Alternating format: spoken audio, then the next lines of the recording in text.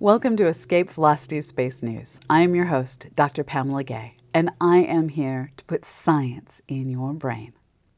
Space science is one of those fields where timescales are long, most events are rare, and it seems pretty unlikely that any one particular lifetime will get to experience too much awesomeness.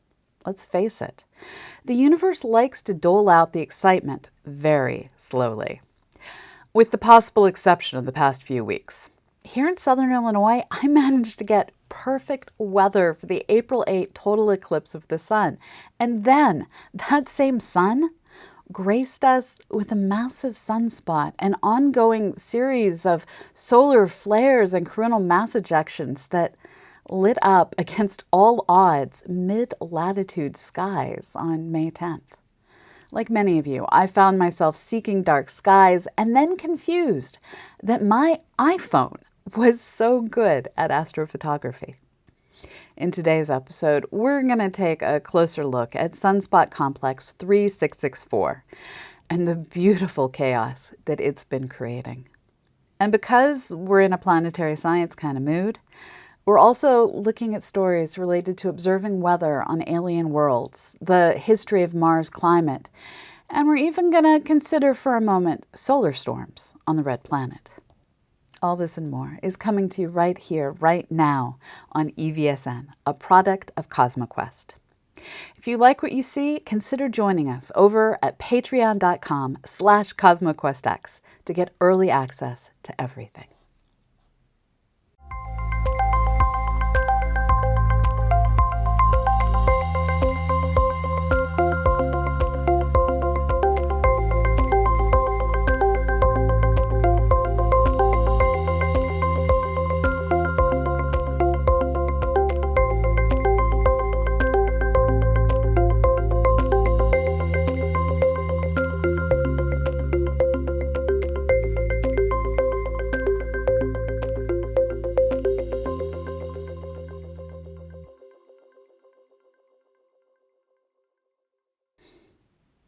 One of JWST's raison d'etre is studying the atmospheres of exoplanets, alien worlds orbiting far-off stars. In a new paper in Nature Astronomy, we get spectacular evidence that JWST will achieve its goals. The planet investigated in this study is WASP-43b, a giant planet 1.78 times the mass of Jupiter, on an orbit just 1/25th the distance of Mercury from the Sun. This world is hot, and JWST showed us just how hot. While we know from orbital mechanics that as the planet goes round and round its star, we are getting to see all sides of the planet at one time or another. We know that from mechanics, but we can't directly make out all those parts of the planet in our images from any telescope. The planet is simply lost in the glare of its sun. In order to study the planet, we have to use a technique called spectroscopy and look at the entire rainbow of light coming from the star and planet together, and then tease out what changes systematically with the planet's orbit. That changing light is from the planet. Every 10 seconds for 24 hours, JWST observed WASP-43 and its innermost planet. This allowed them to see a little more than one complete 19.5-hour orbit. According to lead author Taylor Bell, quote, "By observing over an entire orbit, we were able to calculate the temperature of different sides of the planet as they rotate into view. From that, we could construct a rough map of the temperature across the planet." End quote. They found that WASP-43b is 1,250 degrees Celsius on the day side and 600 degrees Celsius on the night side. Through a combination of data modeling, they pieced together that this is a tidally locked world that always keeps the same burnt side facing its star, and that an eastward wind distributes the sun's heat around the night side of the planet and shifts the planet's hottest point to the east of where it is noon. Using weather models, they could even figure out that On the world's night side, there are likely high, thick clouds that act like insulation, a lot like what we see at Venus, and trap the world's heat in the atmosphere in the worst possible way. JWST even showed evidence of water vapor, which was higher in concentration on the night side than the day side. Oddly, there was no methane present, and according to team member Joanna Barstow, quote, "The fact that we don't see methane tells us that WASP-43b must have wind speeds reaching something like 5,000 miles per hour. If winds move gas around from the day side to the night side and back again fast enough, there isn't enough time for the expected chemical reactions to produce detectable amounts of methane on the night side." End quote. It amazes me how we can understand so much about an alien atmosphere from so little data. With each new world JWST allows us to study, we'll gain new understanding of just how diverse planets can be. So far, it is clear our imagination hasn't been able to anticipate just how creative the universe can get when it comes to planet formation. One of the new weird things planetary science has to explain is the preponderance of free-floating planets that JWST has discovered. In October 2023, Samuel Pearson and Mark McCraren posted in arXiv a pair of papers highlighting their discovery of 540 planetary mass candidates in the Trapezium cluster and the Orion Nebula cluster.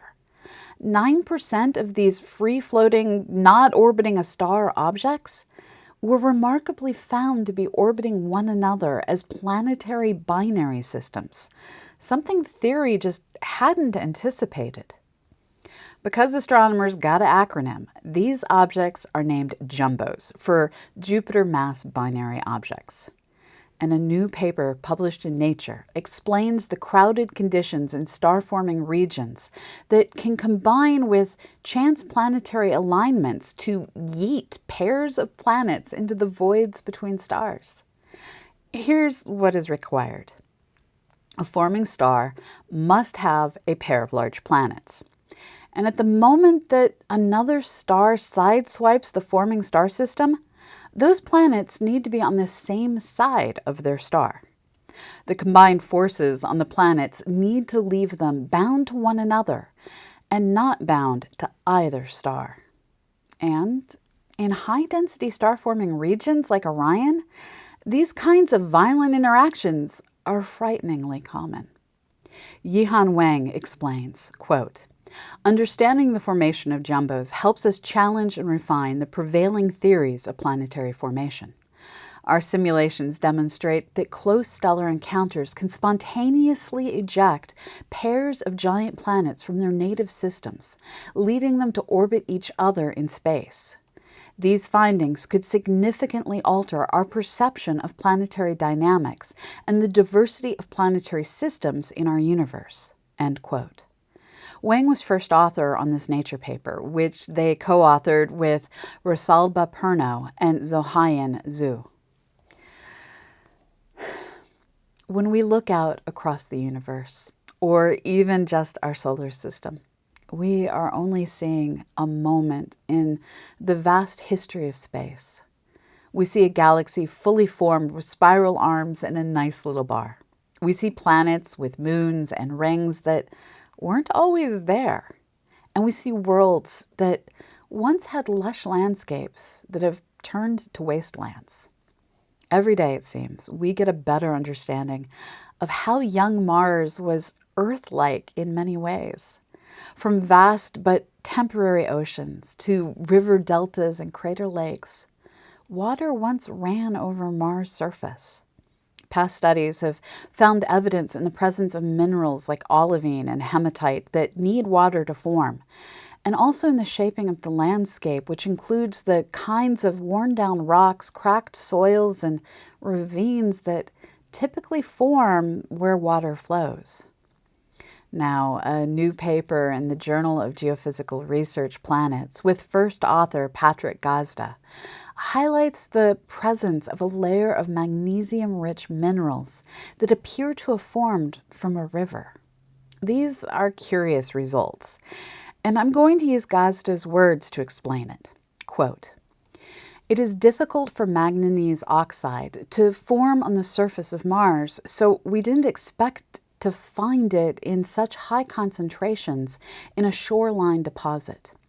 On Earth, these types of deposits happen all the time because of the high oxygen in our atmosphere produced by photosynthetic life and from microbes that help catalyze those manganese oxidation reactions. On Mars, we don't have evidence for life, and the mechanism to produce oxygen in Mars' ancient atmosphere is unclear. So how the manganese oxide was formed and concentrated here is really puzzling. These findings point to larger processes occurring in the Martian atmosphere or surface water and shows that more work needs to be done to understand oxidation on Mars." End quote. Put another way, these minerals are easy to explain if there is life. But we don't know for certain that Mars had life, and we also don't know for certain that Mars didn't have life. And now researchers need to either find a non-biologic mechanism to explain this mineral, or, folks, we aren't here to say there was life on Mars, but I, for one, am eager for the day it becomes possible to go fossil hunting on Mars. So many things we're seeing would be so much easier to understand if we could just say, yeah, bacterial mats and single-celled life had a chance to evolve before the environment collapsed. Oh, and here's food for thought. Mars doesn't have a magnetic field, so solar storms will be, and would have been, nastier at its surface than what we're experiencing here on Earth. NASA has started research on what an active sun means for rovers, humans, and other things we put on Mars' surface. And speaking of solar activity, next up, we take a closer look at Sunspot Complex 3664 and the remarkable light show it has been triggering here on Earth. Stay tuned. On Wednesday, May 8th, community member Third Rock Astronomy brought to my attention a massive sunspot that was growing to resemble the sunspot that produced the 1859 Carrington Event, which lit the skies with aurora and powered the telegraph grid with induced current. As someone who lives in the mid-latitudes, I don't generally follow the sun's activity, and aurora just don't reach this far south unless something wild occurs. It turns out that particular spot needed my attention because it was gearing up to go wild. The sunspot in question is cataloged as 3664. It first appears as a small smudge on the edge of the sun in SDO's images on May 1. Over the next week, the sunspot would grow in size and we'd begin to see X-class flares, the kind of flares that can cause radio blackouts, aurora, and other effects when their energy hits Earth. Note, this sunspot is not the only current source of X-class flares. It was just visibly the biggest source. Solar flare strengths are measured from their X-ray flux here at Earth. Currently, this is being done by GOES 16 and 18. On May 6, a powerful X-ray flare was launched straight at us. This was followed by additional X-class flares on May 9th through the 11th. While light takes only about 8 minutes to reach us from the sun, particles can take anywhere from 15 hours to nearly 6 days to reach us. It all depends on the energy of the coronal mass ejection that is fired our way. The SOHO mission was strategically placed in an orbit between the Earth and the Sun that keeps it balanced forever at the Earth-Sun Lagrange 1 point. This location allows it to first see the CME, then detect its particles hours or days later, and provide us at Earth with an early warning about when exactly we can expect particles to hit. And on Friday, May 10, news went out that the earlier CMEs were going to light up our sky. And did they ever? From mid to high latitudes in both hemispheres, aurora in colors I frankly have never seen before started to be seen. It turns out the high-end iPhones are remarkably good at photographing aurorae, and this allowed more people to record aurora than ever before. On the aurorasaurus.org website, people reported seeing aurora as far south as the Yucatan in Mexico and the Canary Islands off the coast of Spain. In other hemispheres, confirmed reports came from as far north as Melbourne and the northern tip of New Zealand. And with only a few hours warning, everyone, including me, started scrambling to find equipment and a dark enough place to observe the sky. Sadly, the location I found came equipped with a tree determined to block the most interesting part of the sky. But it turns out Illinois doesn't have a lot of public places that are open after dark without reservations. But many of you folks found you didn't need to have to travel to see the show. Community member Sully Two Cats, located about an hour south of me, was able to see aurorae from his yard in a town of 41,000 people. Because the aurora swept across the sky, we found that when we looked north, we could see the high-altitude red light from low-density oxygen getting excited by the solar particles.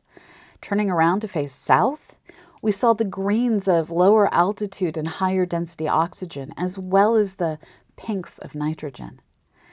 And there were visibly also moving bright streaks our eyes and cameras perceived as white because they were so much brighter.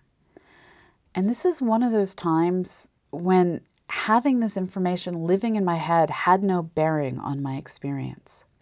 The beauty and awe-triggering grandeur of what was happening simply made me and the friends I was with giddy like little kids. Let's take a moment to just watch the view.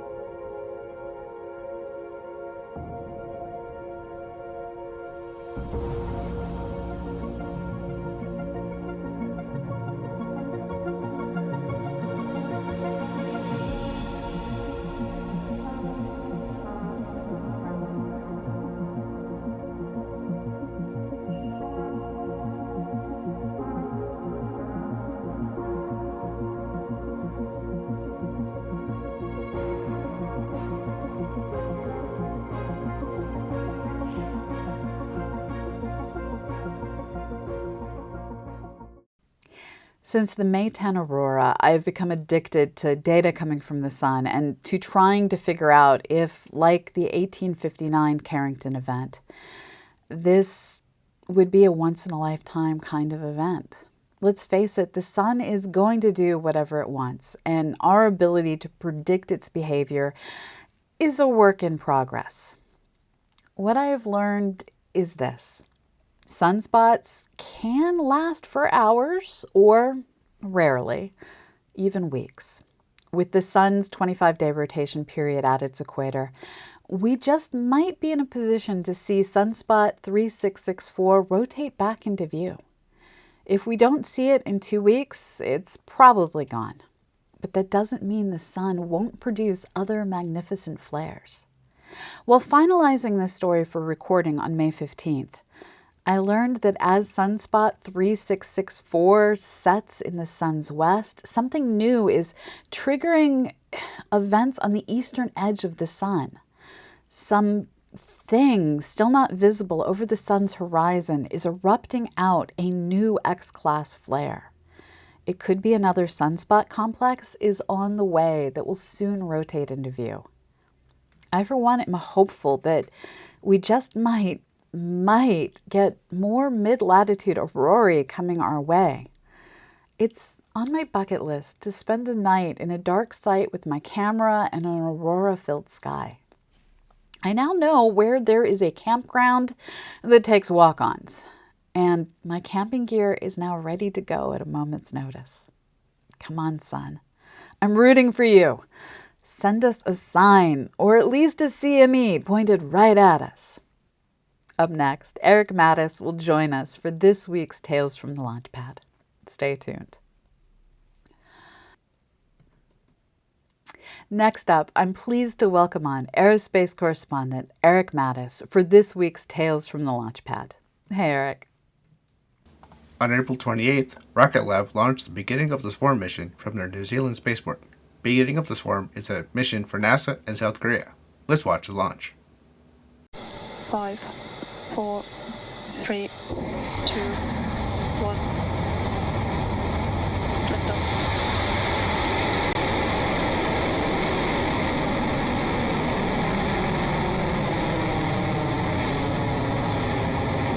Vehicles with safety launch pad.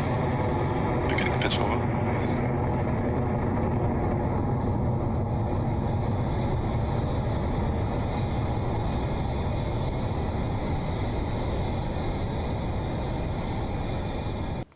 NeonSat-1 is an Earth observation satellite that will be used to monitor the Korean Peninsula for natural disaster response.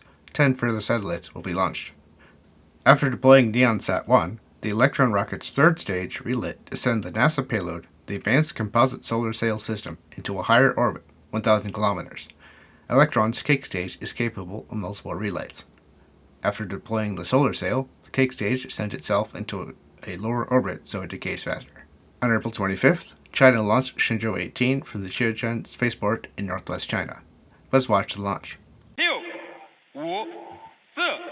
5、4、3、2、1，点火！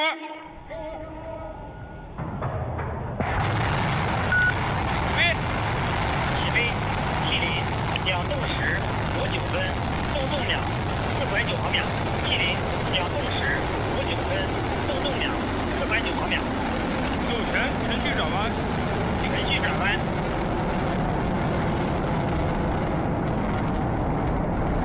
南光学跟踪正常。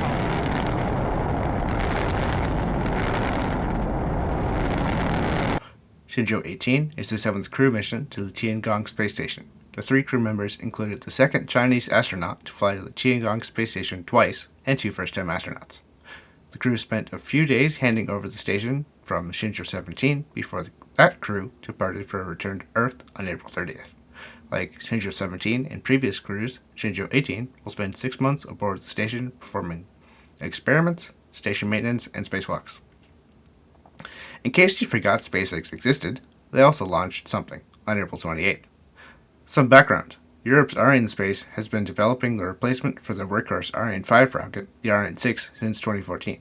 It hasn't been going very well, and with the Russian invasion of Ukraine ending Soyuz for all Russian and Russian ally payloads, and poor quality control in the Vega rocket leading to multiple launch failures, they have no rocket to launch their own satellites. Everyone else is both booked and having development problems with their own new rockets, so enter SpaceX to save the day. They got the contract to launch 4 Galileo satellites for the European Commission on 2 launches.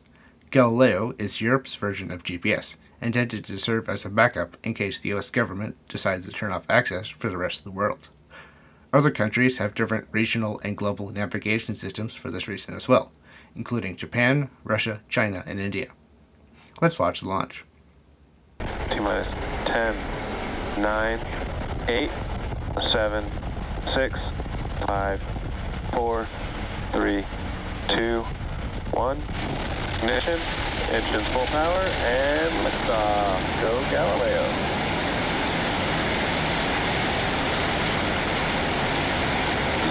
Generation.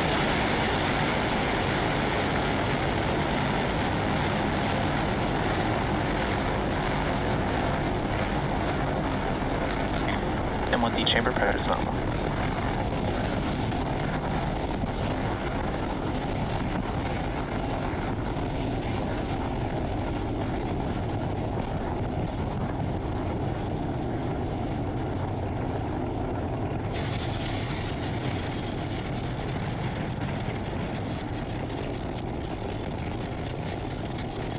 power and telemetry nominal.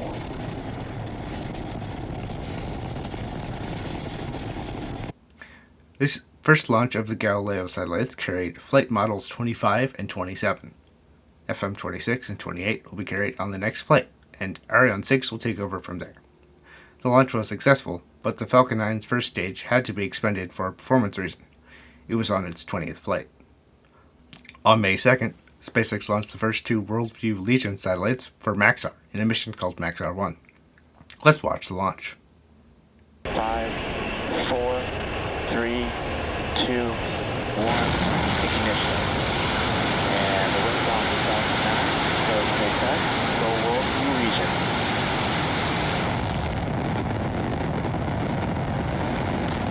Vehicles pitching ground range. Stage 1 propulsion is nominal. Booster 1061 launched from Vandenberg on its 20th flight and performed a return to launch site landing after sending the second stage and payload on its way. It's the third booster to make a 20th flight successfully. Next is another major Chinese launch, Chang'e 6. Chang'e 6 is the latest mission of China's lunar exploration program. Like the previous missions, it's another sample return. The spacecraft was built as a backup for Chang'e 5. This time, China will attempt to return a sample from the lunar far side, where only one spacecraft has been so far, Chang'e 4. Let's watch the launch.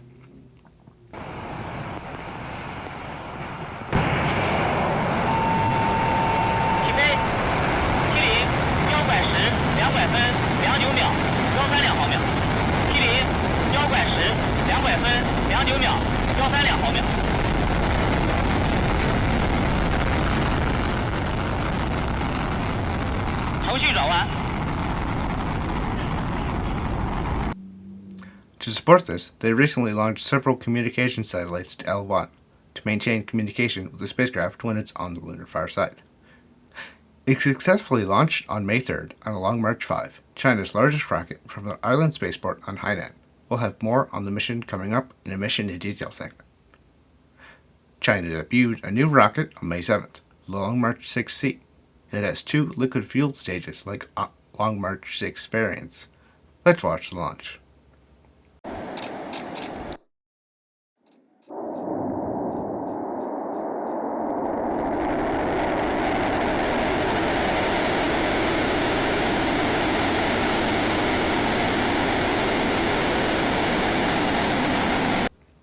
The 6C is similar to the 6A, but without the large solid rocket boosters.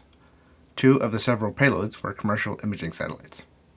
On May 9th, a Long March 3B launched two communication satellites into a medium Earth orbit. Let's watch the launch.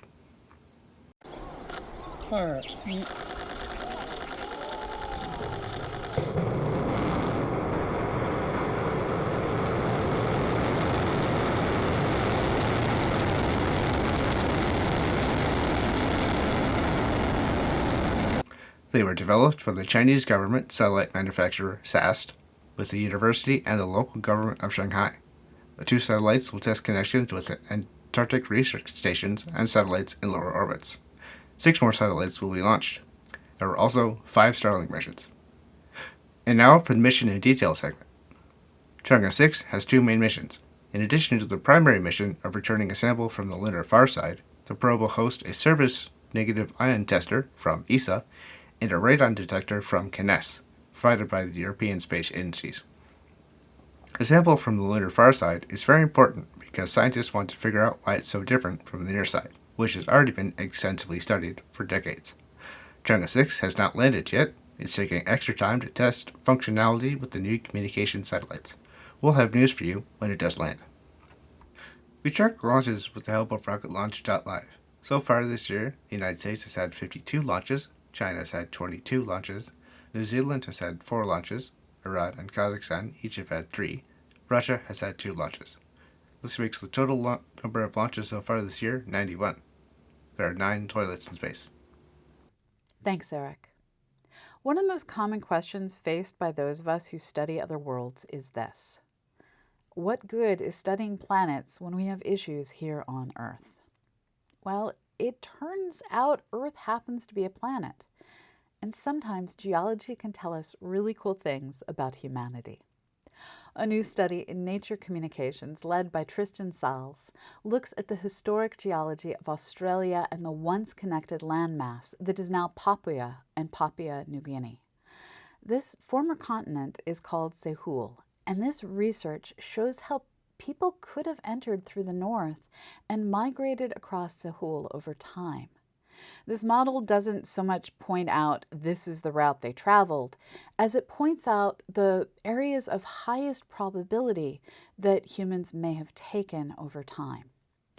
Using these new models, the team can predict how hunter-gatherers were most likely to move across the landscape as they followed the paths of least resistance and of most likely the best eats. The work is able to predict people were at sites that we actually know were occupied in the distant past.